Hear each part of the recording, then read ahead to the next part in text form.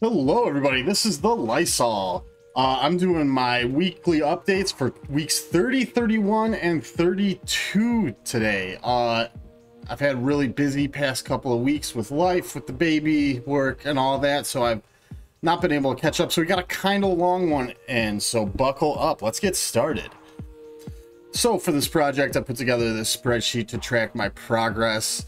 I have my farm's broken down into 4 tiers, 5 characters per tier, trying to get one to the goal each week and another one staged at G11, 12, 13, depending on what kind of gear I have. I currently have 2 projects going concurrently. I have G13s for future journey guide stuff, and then I have my Jar Jar, Ufu's, DTMG, and Galactic Republic going on. So as you can see, not a lot of progress on my G13s. I'm basically stuck on these 7 characters, and they're all super Cairo heavy. So I've basically been able to just apply a few Cairos here and there to these characters, bring them up in the background. I now have most of them at gear 11, so I'm past the Cairo hump on most of them. I still need 000 and Sana up to G11 though. So for Jar Jar, Galactic Republic, Ufu's, and DTMG, I got Jar Jar up to G11 this past week. The week before, or in the same week, I got Queen Amidala. Ooh, I did that wrong. That's supposed to be Padawan. Obi-Wan is supposed to be R9. I've gotten Queen Amidala, Obi-Wan, and Master Qui-Gon up to R8 in those weeks. And I don't think I've made much other progress here. Like, I might be abandoning the DTMG team and Zori and Fulcrum here. I'm not sure. To move on to other projects, get ready for GL Ahsoka, get Lord Vader done. So we'll see what the future brings for us.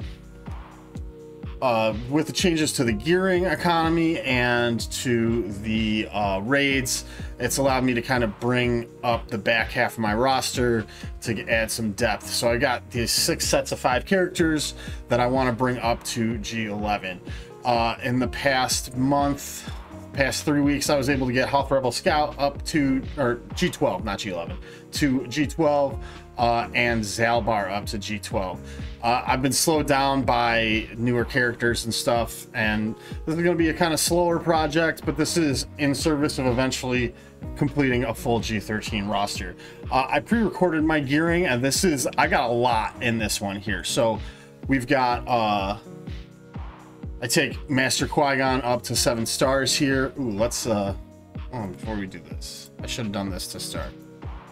200% speed here.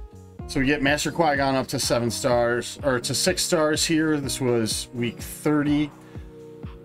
We're looking at some of these. I get my Hondo up to G11. We get BT1 up to G11. We're working on Cam.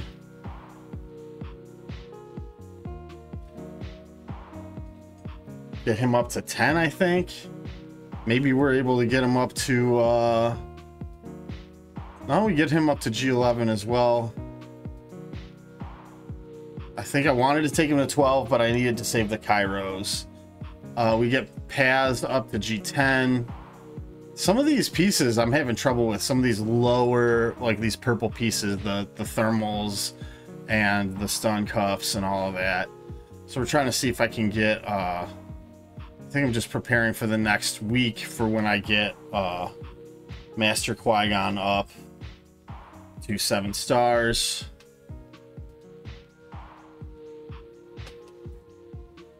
I got a baby over here fussing, so it's a little bit distracting. I think... yeah, I think that's it.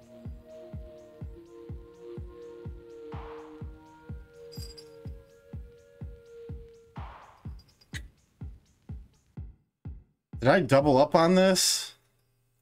I did when I edited these together. So we'll skip along. Okay, so this is the next week. This is week 31. I get, or no, this is later in the week. This is actually just before the assault battle came on, I was able to get my Qui-Gon up to 7 stars. And so I took him straight to R7, which is where I had my Padawan Obi-Wan. And this is just me messing around with this. It took a little bit of remodding, but all in all, it was actually pretty easy. It's just basically it's a matter of just keeping the advantage off of Darth Maul. And once you can get the advantage off of Darth Maul, once you figure out how to keep it off of him, he doesn't do enough damage really to hurt you, so you can get it done at 3 stars pretty easily. I didn't have to do too much remodding to get it done. I think I just added some speed and some offense to these guys. Don't you dare start flipping out on me now. She was so calm, of course, right until I start recording the video. Yeah, so I do a little bit of remodding here. Try and make them a little stronger. We can skip along through this. Yeah. So then the next week, this is week 31, I unlock Reva, and I take Padawan Obi-Wan up to R8. I decide not to take him to R9 right away. We get Master Qui-Gon. This is why, because I want to get Master Qui-Gon up to R8 so that I could do that tier in the raid with all 3 of them.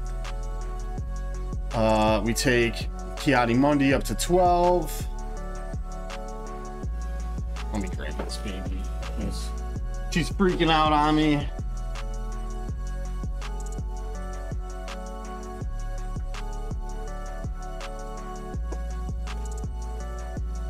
And we do a little bit of gearing on Reva. I'm not sure exactly what I end up doing here. This is over the course of 3 weeks, so it's kind of all fuzzy here. I wanted to take Reva to higher gear levels, but I just couldn't because of the relic requirements for Qui-Gon and Obi-Wan, so I think we wound up just taking her up to R5 eventually. Here I'm adding all the skills and the Zetas to her. And I think this is going into later in the week. It might still be the same week, actually. Yeah, because I don't have mods on her yet. So I take her up to 9 for now.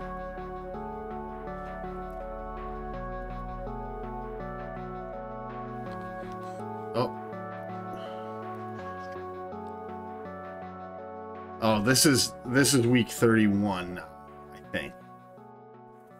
Maybe 32. No, it's 31 because we get. No, it's 32. We get Reva up to R5, and then I have to stop because I want to save some of those higher relic mats for Padawan Obi-Wan, Master Qui-Gon. Trying to take some of these other characters up to G11. Paz Vizsla here, so we're able to get him up to G11. We don't gotta worry about his Kairos any longer. I think I add a level to 000 here. We take Padawan Obi-Wan up to R9, just one more, and then Master Qui-Gon, and then I'm ready for the assault battle, and then Queen Amidala, and I'm ready for that top tier of the raid. And then we look at some of this stuff, see if there's anything I can add. I think I wind up just doing Zalbar.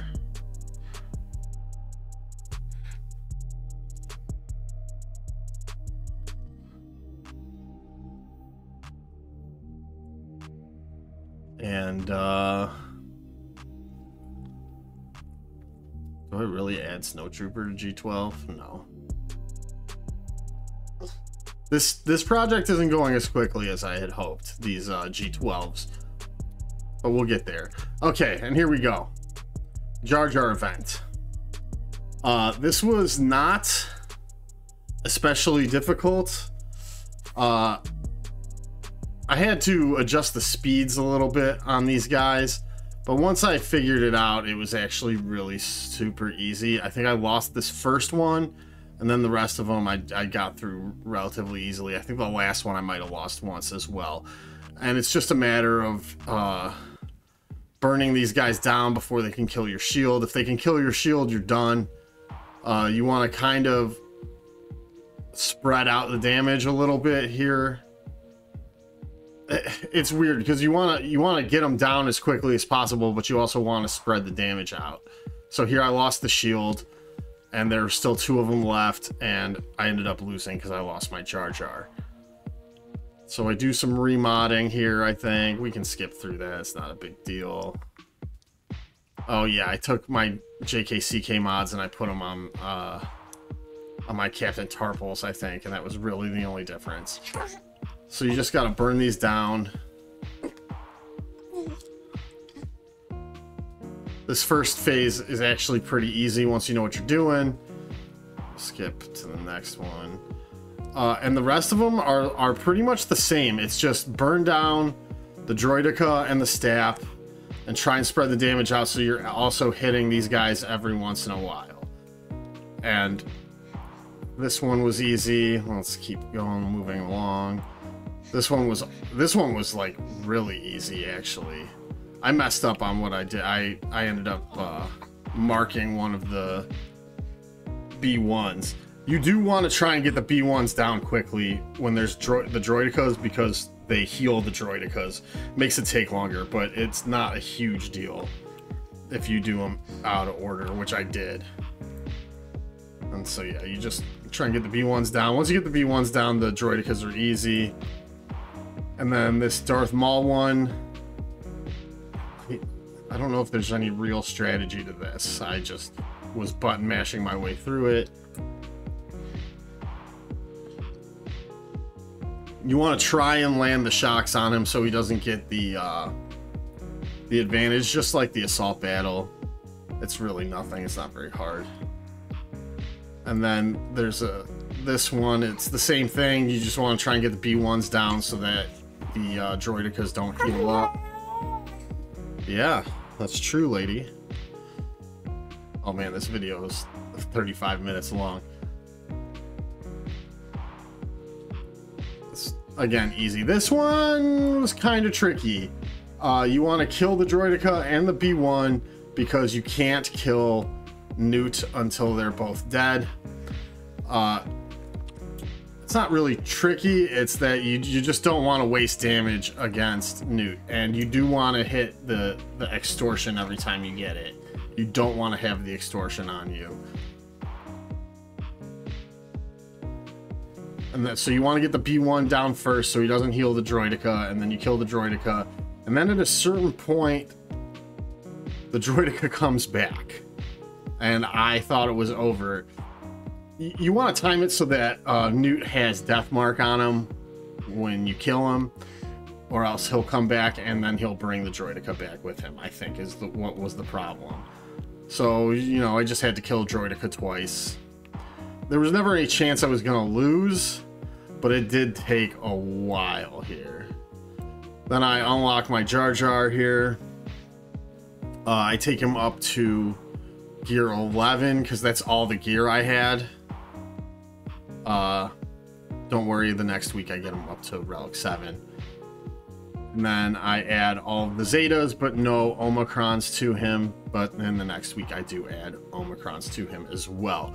All right, so let's turn this off here. We're done with this.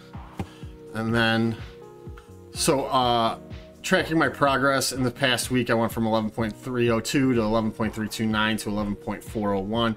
So in that 3-week span, I gained about 100,000 GP. Zetas went from 253 to 259. That's basically Reva and Jar Jar. Omicron stayed the same at 36. G13s went from 207 to 209. G12s went from 18 to 20, and G11s went from 25 to 27. Ooh, this is a new section I'm working on. Concerns that I have, things that I'm thinking about, the possible solutions, and the pros and cons to these possible solutions. So, my guild's been working on TB pretty I mean, that's basically our focus is TB. We're casual, so we're not like hitting it super hard. We get about 30 stars, about 20 Reva shards. We're working on unlocking Zepho, and we're working on unlocking Mandalore. So for TB, my solution is I might have to work on Kira and Young Han to get some extra GAT currency, and Bo-Katan.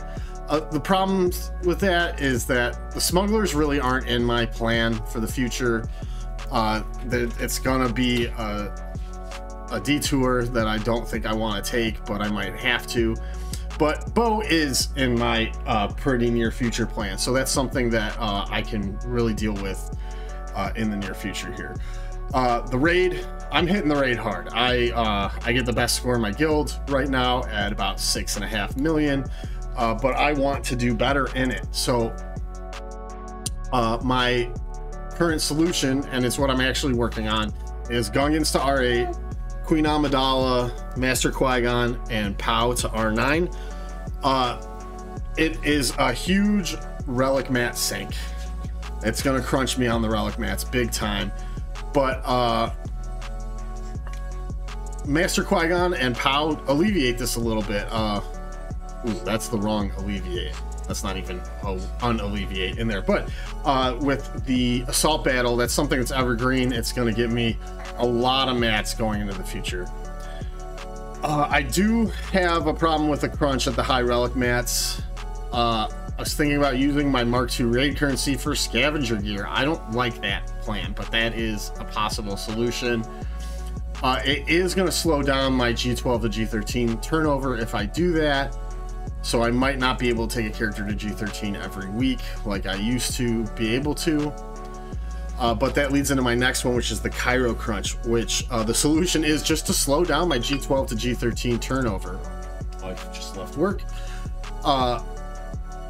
Which allows me to apply that extra 100 Kairos that I'm saving each week to newer tunes quicker, but it does slow down the full G13 roster project. So we'll see. Basically, it's all dependent on if I start to use the Mark II raid currency for scavenger gear. Slicing mats, I've been really low on. I have lately been actually spending all 50 crystal refreshes on mod energy when I hadn't in the past. But I think I need to add a 100 refresh to my mod energy. The problem is I'm already probably at my cap for crystal expenditure. My daily income and my daily expenditure are probably only about 150 crystals apart. So that means I'll only be gaining like 50 crystals a day at that point if I do that. So I'm not sure if that's something I really want to do, but I do need to work on my mods. And then my future plans. We've got Lord Vader, Bo, Afra, and GL Ahsoka. My LV Rex are all at G13 plus. Bo and Afra are almost there, leaving me just my GL Ahsoka Rex. And the GL Ahsoka Rex are not looking too bad, except for the marquee characters. Like, I already have Snips at R7. I already have Cat at R7. Ezra Bridger, as of today, was announced as a requirement at R5. I've got him at R6. And my gas is at R7, but if I'm working on Lord Vader, he's gonna get to R8 anyway. So I think once I get Lord Vader and Bo, Afra might have to, I might not ever get Afra, honestly. We'll see how it works out. I don't know. So for next week, getting Jar Jar from gear 11 to gear 13, he requires 2 sets of fusion furnaces, 2 sets of med packs, 1 set of the security scanners, and then these left side gold pieces are all pieces that everybody uses. So you got the multi-tool, the armor plating, and the bayonet, but I've got all of that, so I should not have to worry too much about getting him to G13. And my plan for week 33 is to get, or is dark side, light side. We're going to do Kairos and CCBs, mainly just Kairos. I don't really work on CCBs. I get almost enough that I should be fine. Cantina, it's all signal data. Fleet, med packs, fusion furnaces, mostly just fusion furnaces at this point. And my goal for the next week is to get the rest of my G13 sheet to G11. That's been my goal for like 2 months now, and I still haven't gotten there. And get Master Qui-Gon to R9. But we'll see how that works out. Anyway, thank you guys for sticking around for this super long one, and I'll see you guys in week 33. Peace out. Thanks for watching. If you liked what you saw, be sure to like, subscribe, comment in the comment section down below, and you can join me on Twitch or Discord. Both have links in the description. I hope to see you guys there.